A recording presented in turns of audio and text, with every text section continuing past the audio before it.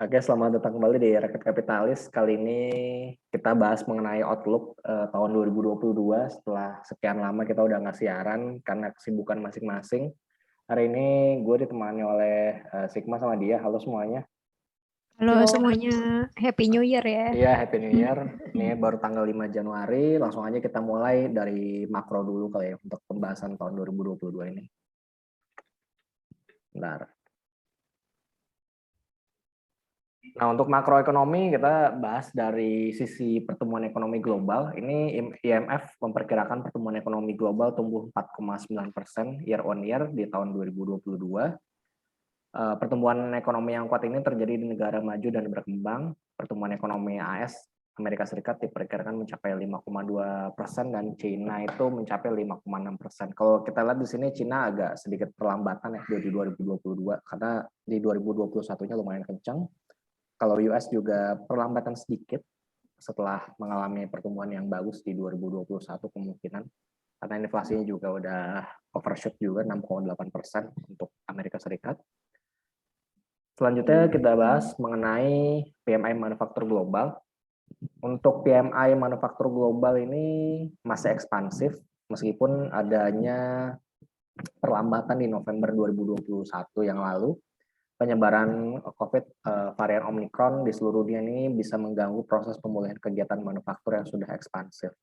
Jadi memang Omicron ini bisa menyebabkan yang udah terjadi ya, karena di Cina juga beberapa kota mengalami lockdown lagi, terus di Amerika Serikat dia nggak lockdown, di Eropa kayak Belanda itu akhirnya nge-lockdown juga karena mereka nganggap bahwa penyebarannya lumayan masif. Tapi yang perlu kita lihat di sini adalah meskipun penyebarannya lumayan cepat, tapi tingkat perawatan di rumah sakitnya tergolong kecil ya, karena memang sebagian besar penduduk di Amerika Serikat udah divaksin. Begitu juga dengan di Eropa, meskipun nggak merata ya, di negara-negara Eropa bagian timur seperti Hungaria itu masih kecil cakupan vaksinasinya. Di Eropa Barat udah lumayan, Inggris, Prancis itu udah lumayan. Cuman kalau di Eropa Timur, Selatan tuh kayaknya masih agak kurang penyebaran vaksinnya. Nah, ini seperti yang udah gue bahas tadi bahwa inflasi dari Amerika Serikat itu overshoot 6,8% yang tertinggi sejak Juni tahun 1982. Kenaikan ini didorong oleh kekurangan pasokan bahan baku dan tenaga kerja serta permintaan yang kuat. Kalau dari data US Labor Department, ya lagi dari lembaga Depnakernya Amerika lah, itu nunjukin ada 10,4 juta lowongan pekerjaan yang tersedia pada Agustus 2021. Sedangkan jumlah orang yang meninggalkan pekerjaan itu yang dia berhenti secara sukarela ya, naik menjadi 4,3 juta. Ini mulai tingkat tertinggi yang terlihat pada catatan sejak Desember tahun 2000. Jadi meskipun lowongan kerjanya banyak, tapi banyak orang-orang di Amerika Serikat yang resign, dia memilih nggak kerja lagi karena memang di Amerika itu meskipun pengangguran tapi dapat tunjangan ya. Iya nggak, benar nggak, Mak? Iya Oh, benar. gue sih Mereka gitu. masih kan makanya di sana ada ini ya klaim pengangguran Oh gitu. ya, jobless claim ya. Jadi mereka mesti dapat itu karena mereka ya nggak bekerja pun ya masih santai gitu. Maksudnya mereka ada penghasilan yang bisa didapatkan tiap bulannya. Jadi mereka bisa mengembangkan mengembangkan pendidikannya apa segala macam sambil nunggu kerjaan yang tepat buat mereka gitu. Kalau di Indonesia ya lu nggak kerja lu nggak makan gitu. Beda gitu. Di negara berkembang lu jangan harapin negara-negara berkembang bisa bisa memakai sistem yang sama. Ini juga US pakai sistem kayak gini juga kan, debt to GDP-nya udah nyampe 200% kan, karena mereka juga harus spending yang sehari-harinya juga ditambah dari spending pengangguran yang nggak tidak bekerja gitu. Terus banyaknya pekerja yang lanjut usia, pensiun, atau orang-orang yang secara sukarela berhenti dari jabatannya saat permintaan pekerjaan meningkat. Itulah yang menyebabkan Amerika Serikat mengalami kekurangan tenaga kerja. Jadi sebenarnya kesempatan bagi para imigran mungkin yang datang ke Amerika Serikat untuk mengadu nasib di Amerika Serikat karena banyaknya pekerjaan yang tersedia di sana. Karena gue nggak tahu ya, orang US lebih milih WFH atau tidak bekerja lagi dibandingkan mereka mengalami hal-hal yang tidak menyenangkan di pekerjaan, mungkin karena stres atau segala macam. Gue kurang paham budaya di Amerika Serikat, tapi mereka banyak yang memilih resign sih, kalau dari berita-berita yang ada. Nah, ini kita ke kebijakan The Fed. Ini kenaikan The Fed fund rate kemungkinan akan terjadi di tahun 2022 mendatang. Nilai tapering atau penghentian pembelian surat obligasi ini naikkan menjadi 30 miliar dolar pada Desember dan mengakhirinya senilai 120 miliar dolar pada Maret 2022 mendatang. Tapering ini diperkirakan menaikkan suku bunga The Fed naikin suku bunga 3 kali dalam 2 tahun ke depan dimulai pada Juni 2022 mendatang. Jadi ini masih perkiraan ya, bakalan naikin suku bunganya. Soalnya kalau kita lihat suku bunga US itu masih 0,25 ya kalau nggak salah ya, benar nggak? Iya betul. Ya 0,25. Kalau kita lihat di sini inflasinya udah nyampe 6,8%. Jadi jauh ya inflasi sama suku bunganya negatif gitu, dan ini nggak bagus bagi suatu negara sebenarnya. Yang benar itu adalah saat inflasinya suku bunga itu lebih tinggi daripada inflasi itu, biar orang nggak menyebabkan outflow di negaranya. Tapi ya karena berhubungannya Amerika Serikat, jadi mereka bisa nyetak duit, jadi nggak terlalu khawatir seperti yang terjadi di negara berkembang seperti Indonesia dan Brazil. Kemudian kita bahas pertumbuhan ekonomi Cina. Ini pertumbuhan ekonomi dan PMI manufakturnya. Ekonomi Cina itu melambat di kuartal 2 dan kuartal 3. Dan itu memang suatu hal yang wajar juga karena memang mereka mengalami kekurangan chip dan banyaknya pabrik yang tutup karena pembatasan penggunaan listrik di kuartal 2 kemarin, karena harga energi seperti batu bara itu naiknya luar biasa. Mereka akhirnya memilih pemadaman bergilir untuk menghemat energinya. Dan pada saat Cina memutuskan untuk memproduksi batu bara lagi, baru harga energi itu perlahan turun, harga batu bara juga turun. Kemudian untuk pesanan dari luar negeri juga berkurang setelah pabrik di luar negeri itu mulai beroperasi secara bertahap itu ya. Tadi kan semuanya ambil dari Cina itu, karena yang lain masih pada lockdown. Pada saat negara-negara yang udah mulai reopening lagi, permintaan dari luar negeri terhadap industrinya Cina itu mulai. Tapi PMI-nya di November itu kembali positif. Kalau nggak salah Desember masih balik ke 50 lagi deh untuk yang PMI-nya. Jadi ekonomi Cina kemungkinan akan melambat di tahun 2022 seperti prediksinya IMF tadi. Tapi ya mudah-mudahan nggak hard landing ya, masih soft landing untuk perlambatannya. Nah, bagaimana dengan Indonesia itu? Indonesia pada kuartal 2 2021 itu lepas dari resesi, resmi keluar dari resesi, pertumbuhan ekonominya nyampe 7,07% year on year. Tapi ya karena berhubung di kuartal 2 2020-nya tuh turunnya lumayan 5% kalau nggak salah. Jadi efek low base-nya tuh terasa banget. Ditambah adanya Hari Raya Idul Fitri dan bulan Ramadan, itu juga turut membantu pertumbuhan ekonomi di kuartal 2 tahun 2021 yang lalu. Tantangan eksternalnya adalah rencana The Fed yang akan melakukan tapering, kenaikan suku bunga itu menjadi tantangan eksternal terbesar di tahun 2022 mendatang. Namun saat ini inflasi dan nilai tukar rupiah masih terjaga dengan baik, meskipun The Fed akan menaikkan suku bunga, BI sepertinya masih akan menjaga suku bunga rendah untuk menjaga momentum pertumbuhan ekonomi Indonesia. Cuma ada yang prediksi kayaknya mungkin di semester 2 kemungkinan BI naikin suku bunganya sih, kayaknya begitu. Karena inflasi Indonesia udah mulai pick up kan, sekarang 1, berapa ya terakhir ya? Ada ingat nggak inflasi Indonesia berapa di bulan Desember kemarin? Sebenarnya kalau per Desember year on year itu sekitar 1,87%. Itu sebenarnya 1,87 masih ya? di atas konsensus kan. Cuma masih di bawah targetnya si BI kan 2%. Iya, BI 2% ya. 2 apa 3 sih dia targetnya? 2%. 2 ya.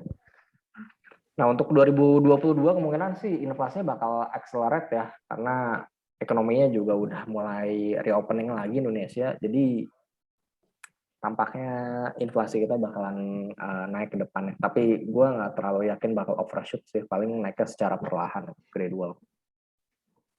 Iya benar, itu juga karena pent up demand aja sih yang di 2021 kan ketahan, jadi mungkin akan lebih tinggi di 2022. Nah, terus kita bahas real interest rate yang udah gue sempat singgung tadi, real interest rate-nya US karena inflasinya 6,8%, suku bunganya cuma 0,25 jadi minus ya. Yang masih positif itu saat ini adalah Jepang, Arab Saudi, Indonesia, Vietnam, dan China. Itu China yang paling gede real interest rate-nya. Jadi real interest rate itu suku bunga dikurangi sama inflasinya lah, kayak gitu caranya. Dan yang Indonesia masih yang salah satu yang positif. Tapi ini ya, kalau misalnya inflasinya overshoot seperti yang terjadi di Turki, kemudian di Brazil, itu kan dia negatif ya, karena dia naikin suku bunganya masih belum cukup agresif gitu. Nah itu negara-negara yang tadi gue sebutin tadi itu harus naikin suku bunganya secara perlahan untuk mengimbangin dari kenaikan inflasinya mereka gitu. Iya, tapi kayaknya Turki nih agak-agak ini juga sih, agak beda sendiri mungkin ya. Itu kan karena kemarin kan Erdogannya nurunin Turunin. sampai berapa belas persen gitu kan ininya rate-nya. Iya. Itu karena ya dia percaya ini tuh kenaikan suku bunga tuh malah nyusahin kita gitu. Jadi makanya dia nurunin terus apa namanya? Lira ya, dia lira Iya, bukan lira. lira Turkinya juga melemah, ngedrop banget kan sampai berapa belas persen juga gitu. Tapi yang unik ya, maksudnya gue baca di mana, gue gak lupa itu. Jadi memang kan suku bunganya diturunin kan. Orang kan sebenarnya jadi males ya, maksudnya males nabung gitu kan. Ngapain gue cabutin aja duitnya gitu. Tapi katanya tuh ada dispensasi itu kalau nggak salah ya. Kalau misalnya inflasinya masih besar atau gimana itu, terus nanti pemerintah ngasih subsidi gitu, apa kalau nggak salah subsidi bunga, apa kalau nggak salah. Itu sih yang terjadi. Oke. Berarti dari pemerintahnya ada wacana mau ini juga ya, mau Iya, subsidi gitu. maksudnya kan ya suku bunganya rendah ya, cuman karena buat nahan orang keluar makanya ada subsidi bunga gitu. Tapi menurut gua balik lagi ya, dia kuat nggak ya untuk kayak gitu tuh? Itu kan pasti kan untuk nahan kayak gitu kan ya mendingan, kalau gue ya mendingan naikin suku bunga aja sekali daripada nahan-nahan kayak gitu. Iya nggak sih? Atau Tapi dia nggak mau, dia malah tapi dia nggak nurunin. mau kan? Mungkin Turki bisa belajar dari Indonesia kali ya, yang tahun 98 itu naikin suku bunga sampai 70% saat inflasinya 60%-an gitu. Itu kan sesuatu hal yang gimana ya, maksudnya itu luar biasa banget. Waktu itu kita inflasinya 60%-an, kita naikin suku bunga sampai 70%, dan itu nggak ragu-ragu naikin sampai 70% demi ngejaga orang nggak rush money. Akhirnya perlahan-lahan pas ekonomi mulai stabil, suku bunganya diturunin, ya akhirnya balik normal kayak sekarang. Dan malah sekarang udah rendah banget kan suku bunga 3,5% ya. Sekarang 3,5% kan sekarang ya? iya 3,5. Ya 3,5. Mungkin Turki, ya mungkin zamannya beda-beda juga sih ya. Tahun 2022 kan zamannya tap ini ya, maksudnya bank sentral nyetak duit itu segala macam.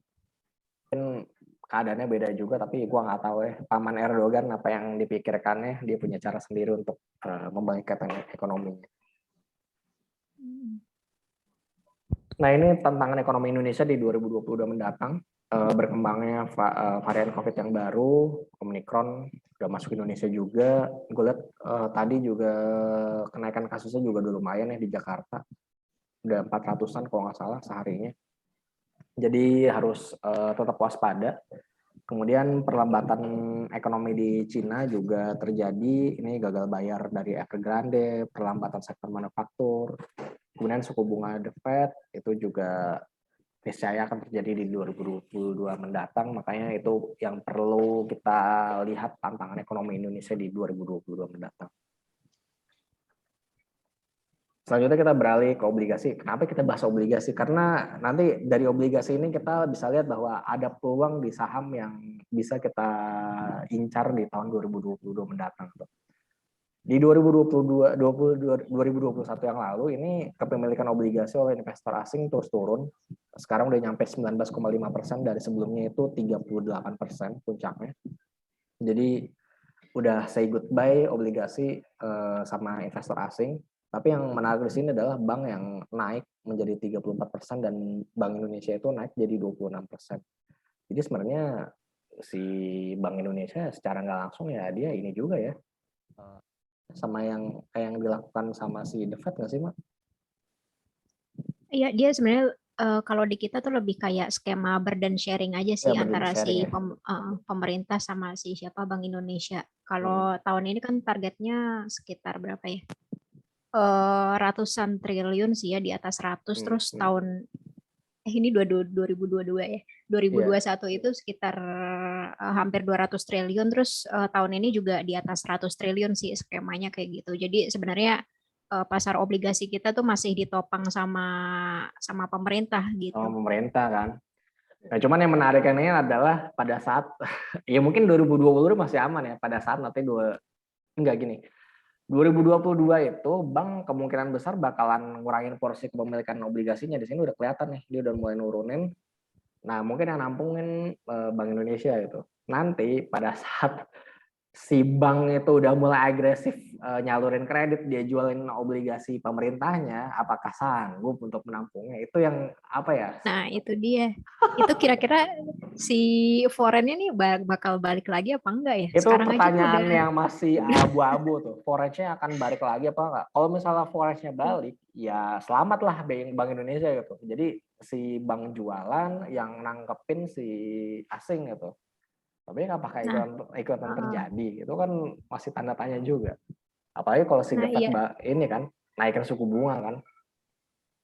Nah, kalau misal kita juga ikutin naikin suku bunga, sebenarnya bisa jadi di lain sisi sih ya, itu bisa jadi ini juga sih katalis positif buat si bond marketnya juga kan, karena mereka kan pasti akan ngikutin naikin kupon atau YTM. Nah, di situ mungkin investor asing baru mulai tertarik lagi tuh sama yield kita. Iya, Bisa jadi nah sih ya, banyak skenario. itu skenario satu. Skenario duanya adalah BI nggak naikin suku bunga dulu karena pertumbuhan ekonomi kita belum solid.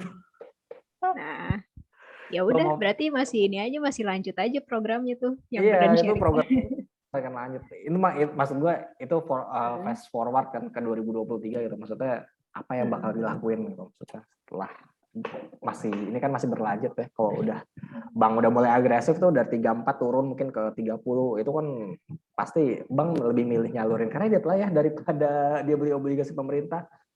Iya, betul. Iya kan? Karena ya kalau nggak nyalurin kredit ya ekonomi kita nggak jalan dong.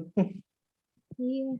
Ini 19% sebenarnya paling rendah nggak sih? Gue Maksudnya nggak kan tahu ini. kalau misal kita lihat sebelum pandemi gitu ya, itu bisa di atas 25% sih sebenarnya. Kalau asing itu ini mak 38% sebelumnya di Per 2019 tuh masih 2000 19 ya. iya Oh iya, 2019 tuh 38 berarti persenan. di atas 30%-an nih. Kalau normalnya gitu. Iya normalnya mungkin di atas 30 lah normalnya tuh. Hmm. Dan ini kan si bank kan tadinya cuma 22% naik ke 34 kan. Hmm. Nah kita Iya, juga belum. bahas mengenai yield obligasi 10 tahun pemerintah juga sekarang 6,37 dengan kepemilikan asing yang terus turun. Jadi agak kurang nyambung juga ya sekarang ya. Jadi pada saat yield turun, forex-nya juga turun karena masih ditopang sama Bank Indonesia untuk obligasi pemerintah kita sekarang. Nah ini seperti yang gue bilang tadi, Brazil, Rusia, Meksiko, Korea Selatan itu udah naikin suku bunganya gitu di tahun 2021. Brazil ya paling agresif ya, dia naikin 575 basis poin, Rusia 325, Meksiko 75, Korea Selatan 25 basis poin. Sedangkan sisanya ini masih ngurangin suku bunganya 25 basis poin sama Turki nih. Wah ini catatan tahun berapa ya? Oh iya, Oktober dia kemarin nurunin 100 basis poin ya sampai di tahun 2021 ya. Lumayan juga. Siapa tuh?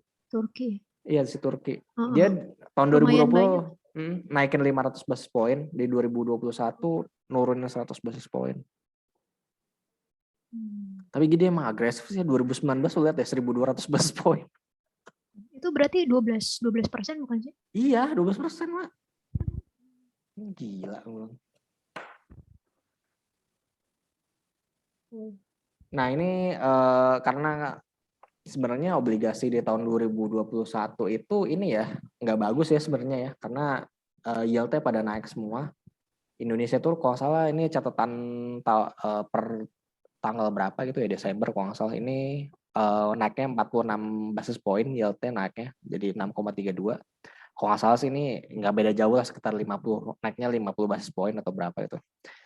Dan memang 2022 ini obligasi bukan sesuatu investasi yang semenarik tahun 2020 yang lalu ya. Kan 2020 bullish banget tuh obligasi. 2021 udah yield-nya udah pada naik, harga obligasi jadi turun kan.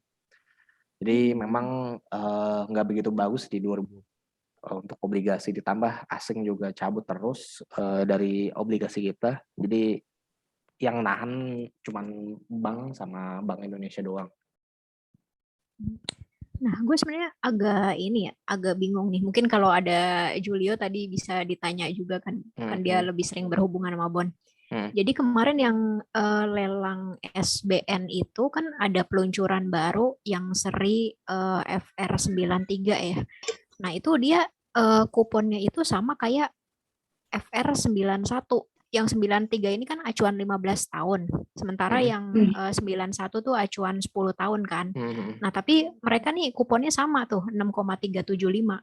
Gue pikir kan mestinya lebih tinggi gitu kan karena maturnya lebih panjang, tapi ternyata sama. Nah, itu ini mah apa? Kalau apa ya? Kan memang yang 15 tahun itu kan jaraknya udah mulai menyempit kan sama yang gini loh. Yield itu kan ada yang kalau misalnya kan namanya apa sih, flattening ya Mas? Gue lupa istilahnya. Oh iya benar, flattening curve yang flattening curve kan itu jadi menyempit kan. Nah biasanya tuh kalau menyempit itu memang ada indikasi, gue lupa indikasi bagus apa enggak ya kalau flattening itu ya. Kalau nggak salah sih lumayan berarti bagus ya. Karena memang kalau flattening, kalau nggak salah sih gitu ya. Jadi apa? Suku bunga jangka pendeknya asal jangan sampai lebih tinggi daripada jangka panjangnya, itu yang masalah gitu. Kalau misalnya jaraknya menyempit sih nggak masalah gitu, soalnya jadi yang nyimpen apa, yang minjem di jangka panjangnya jadi nggak terlalu mahal untuk bayar obligasi, kupon obligasinya. Gitu nggak sih, Di? Atau gue lupa deh, kayaknya gitu konsep deh. Gimana, Di? Ya benar. Nah, yang pas seri 93 itu, gue lupa banget nih. Itu tuh kayaknya kemarin tuh pas lelang kemarin tuh emang agak rame ya. Mana ya yang laporan 93? Oh, gak ada sih. Wait. Kan biasanya tuh kalau habis lelang itu ada ini tuh, ada apa? Laporannya nih. Ya, summary-nya nih. Apa dia tuh lakunya berapa sih gitu kan. Kemarin itu yang 93 itu lumayan sih, lumayan laris gitu. Jadi 6,3-an gitu, di bawah 91, tapi lebih dominan 91. Tapi yield-nya ya kalau gue lihat di sini sih 6,5, average-nya 64. Hasil lelangnya sih tetap masih di atas 91, sedikit tipis. Jadi kayak yang Aan tadi bilang, jadi kalau misalnya tipis sedikit tuh nggak apa-apa gitu, yang penting nggak berkebalikan gitu. Ya, yang bahaya tuh kalau misalnya suku bunga jangka pendeknya lebih tinggi daripada jangka panjangnya. Iya, bermasalah. Tapi kalau nyempit tuh setahu gue sih nggak apa-apa sih, setahu gue ya, selama nggak terbalik gitu. Iya, nyempit kok tipis 62, FR91, FR93, 64. Jadi kayak 2 basis ya nyempit sedikit gitu. Tapi itu setahu gue, tapi teorinya tuh memang bukan, itu tanda ekonomi mau pulih nggak sih kayak gitu tuh, nyempit-nyempit gitu? Kayaknya sih mungkin kayak juga pemerintah juga gini kali ya, kalau misalnya dia, kan dia ini seri baru ya, gue tuh mikirnya mungkin dia kalau ngeluarin seri baru terus yield-nya agak besar, gue tuh mikirnya apa, kan ekonomi kan juga masih recovery gitu kan, dia juga belum tahu nih, kayaknya mungkin kita akan hidup dengan COVID ini berdampingan gitu kan. Nah mungkin kalau yield-nya kegedean juga imbal baliknya kan dia juga mikir juga kan, karena kan kayak banyak pengeluaran-pengeluaran yang lain, terus apa Oh, kos utang kosnya kosnya juga pemerintah kegedean gitu ya. benar. Gue mikirnya gitu ya. Terus kalau nggak salah kan utangnya juga makin banyak ya sebenarnya.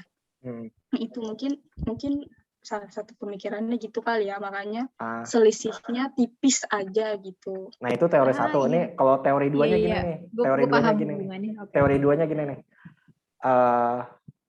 Investor obligasi itu kan forward looking ya. Biasanya dia ngeliat ke depan itu. Nah dengan forward looking kan dia ngeliat bahwa the Fed itu kan bakalan naikin suku bunga tuh.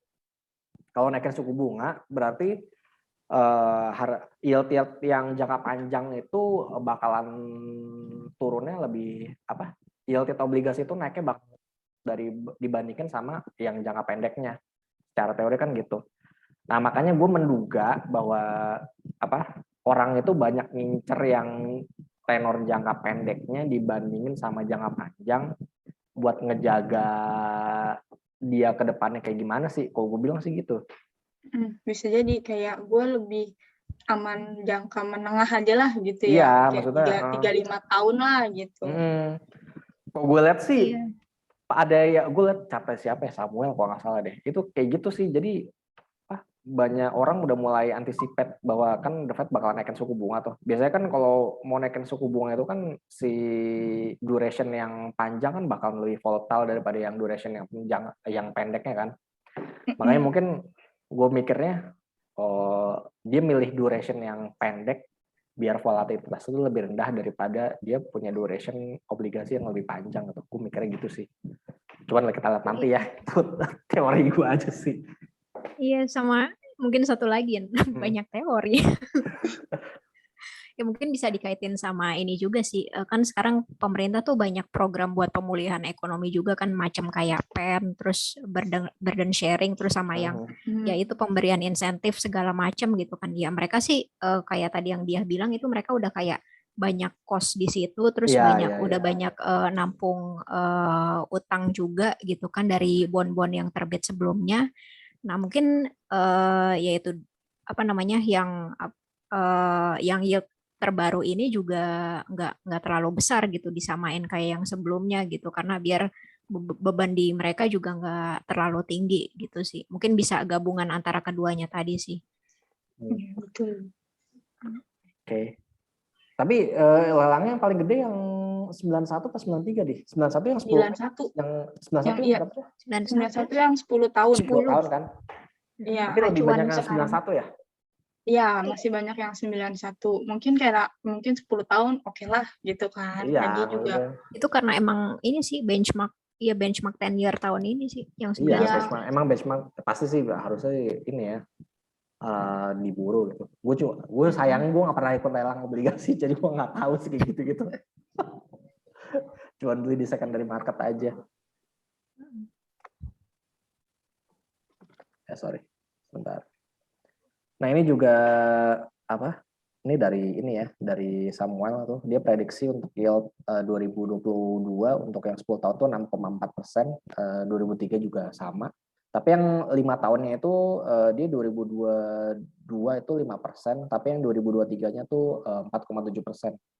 Jadi bisa dilihat di sini ya bahwa si analis Samuel Sekuritas dia prediksi bahwa tahun 2023 saat pemerintah udah mulai naikkan suku bunga, kemungkinan itu investor lebih banyak ngincar yang yield yang jangka pendek dibandingkan sama jangka panjang, karena dia prediksinya jadi ini ya, harga obligasinya naik, yield turun untuk 2023 mendatang. Jadi masih sejalan ya sama teorinya. Iya, sekarang banyak fund juga lebih nyari yang ini sih, yang jangka pendek karena lebih stabil juga gitu kan di mereka. Jadi masih nyambung ya sama teori yang tadi yang udah kita bilang tadi. Anjay. Selanjutnya kita ke saham. Ke saham ini target 2022 inilah 7.300 ini dari Cipta Dana. PI-nya itu 14,5 kali, lebih rendah dari rata-rata ASEAN itu sebesar 16,1 kali. Ini gue lupa ambil tanggalnya berapa, mungkin bulan November kalau nggak salah. tapi masih belum jauh-jauh dari sekarang. Targetnya 7.300.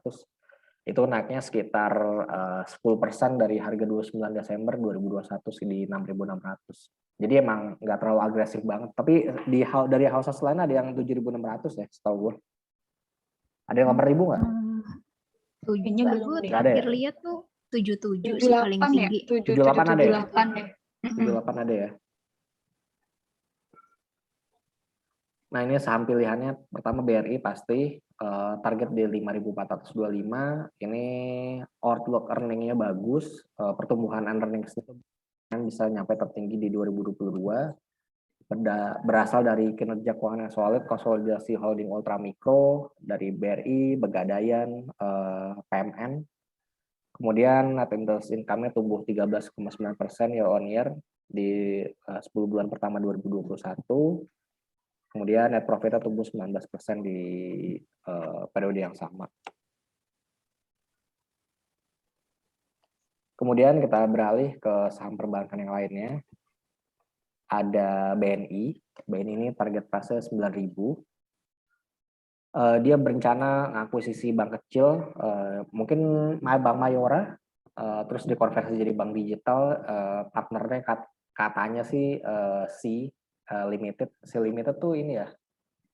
Si Bank ya? Iya, si Bank. Apa bukan? Iya. Yang induknya si Bank kalau nggak salah. Yang nargetin nasabah usaha kecil menengah. BNI juga bakal fokus melanjutin pasar low risk seperti corporate business, program turut pemerintah, dan pinjaman berbasis gaji. Jadi memang BNI ini dikhususin untuk beberapa karyawan PNS pemerintah. Jadi dia bisa PNS itu bisa ngajuin pinjaman dari gajinya mereka, jadi gaji dipotong, dia ngajuin pinjaman dari sana. Target kita lumayan, harganya Rp9.000, PBV-nya masih 1,3 kali. Lumayan lah sebenarnya untuk BNI ini. Kemudian untuk selanjutnya BTN, ini BTN kita 2.500. Ini juga dia mau digitalisasi sama permintaan yang kuat dari untuk kredit properti. Ini masih, kalau gue pribadi masih abu-abu sih, bakalan meningkat banget apa enggak ya. Target pemerintah sih dia subsidinya 200.000 unit untuk KPR.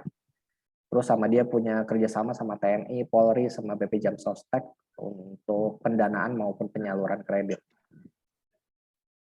Nah, lu berdua kira-kira properti bakalan oke nggak sih tahun depan atau masih gitu-gitu aja?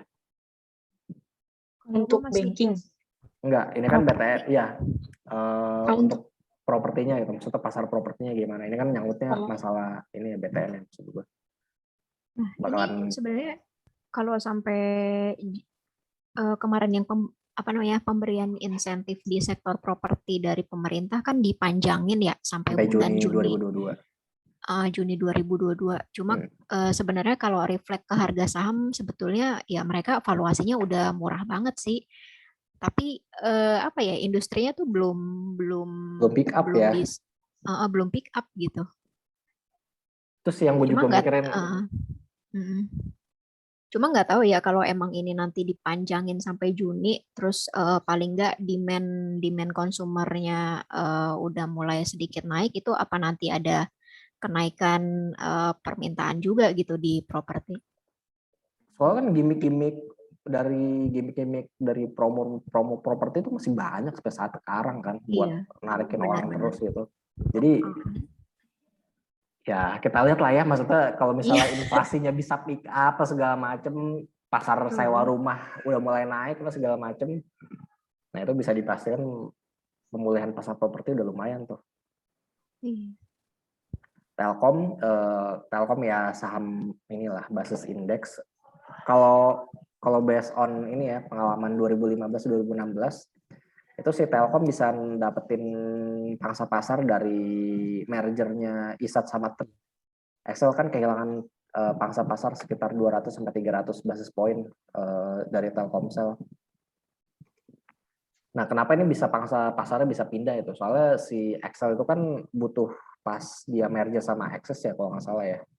Itu kan butuh butuh konsolidasi jaringan kan. Konsolidasi jaringan itu nggak mudah itu, makanya secara gue baca-baca sih Jadi banyak pelanggan yang pindah ke Telkomsel tuh karena mungkin jaringannya si Excel belum sebaik setelah dia merger gitu. Jadi masih butuh waktu untuk bisa jadi lebih baik lagi jaringan. Makanya pindah ke Telkomsel. Nah, pada saat Indosat sama Trainee merger juga kemungkinan bisa terjadi hal yang sama itu. Terus meningkatnya layanan teknologi informasi, cloud sama data center, menara, terus unlocking value bisnis pusat data dalam 2-3 tahun ke depan, neracanya juga bagus untuk Telkom Indonesia. Jadi target harganya 4.600 untuk Telkom. Selanjutnya pertambangan ini Antam. Antam ini dia bakalan ngarepin dari segmen biji nikel ya. Maksudnya ferronikel Antam itu bakalan naik 18%, kemudian penjualannya lebih tinggi lagi 11,9%. Terus ada biji nikelnya volumenya juga bakalan naik 19% di 2022. Jadi target Antam itu di 3.200 dengan EV EBITDA-nya itu 11,2 kali.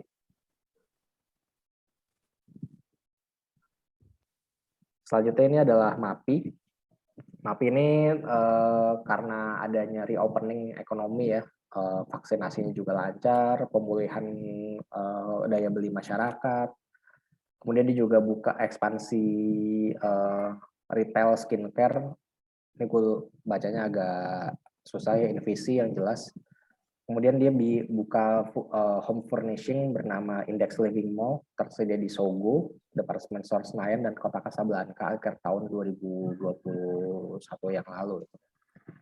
Penjualan sama marginnya bakalan bangkit kira-kira di tahun 2022. Itu juga valuasinya juga masih murah. Masih rata-rata di bawah rata-rata PI-nya 19,5 kali, makanya MAPI bisa ada target di 1.100 untuk tahun 2022. Ada komentar mungkin dari saham-saham yang udah dibacain tadi atau ada pendapat lain? Iya, setuju sih karena ini kan mayoritas sebenarnya tema buat tahun ini kan pemulihan ekonomi yang mana itu pasti ditopang sama sektor-sektor penopang kayak perbankan, retail, consumer dan lain-lain yang memang termasuk ke dalam saham big caps juga kan. Jadi mungkin big caps ini bisa diperhatiin juga sih. Kalau gue pribadi sih tema 2020 adalah back to big caps kalau gue. Iya, old ekonomi ya. Big caps sih kalau gue. Dia ada pendapat lain dia? Sama sih, kayaknya emang harus dari sektor consumer, banking pasti yang nopang kan. Sama tapi kayaknya kalau dilihat